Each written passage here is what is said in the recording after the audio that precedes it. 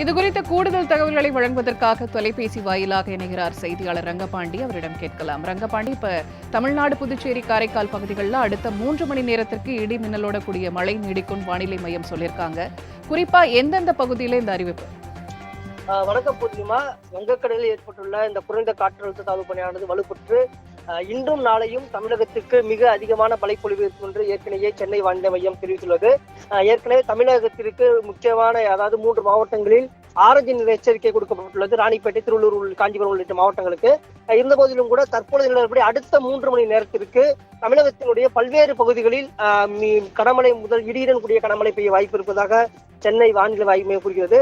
குறிப்பாக திருவள்ளூர், சென்னை, காஞ்சிபுரம், செங்கல்பட்டு, ராணிப்பேட்டை, வேலூர், திருப்பத்தூர், திருவண்ணாமலை, விழுப்புரம், கள்ளக்குறிச்சி ஆகிய மாவட்டங்களிலும், கிருஷ்ணகிரி, தருமபுரி, சேலம், நாமக்கல், திருச்சி, கரூர், சேலம், திண்டுக்கல், திருப்பூர், தேனி உள்ளிட்ட பல்வேறு மாவட்டங்களில் இடி மின்னலுடக்கூடிய கனமழை முதல் மிக கனமழை பெய்வதற்கு வாய்ப்பு இருப்பதாக கூறப்படுகிறது.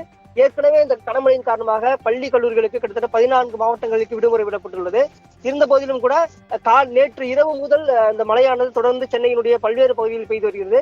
இன்னும் அடுத்த 3 மணி நேரத்தில் நான் மேலே கூறிய அனைத்து இந்த மாவட்டங்களில் மிக கனமழை பெய்வதற்கு வாய்ப்பு இருப்பதாக சென்னை வானிலை ஆய்வு மையம் தெரிவித்துள்ளது.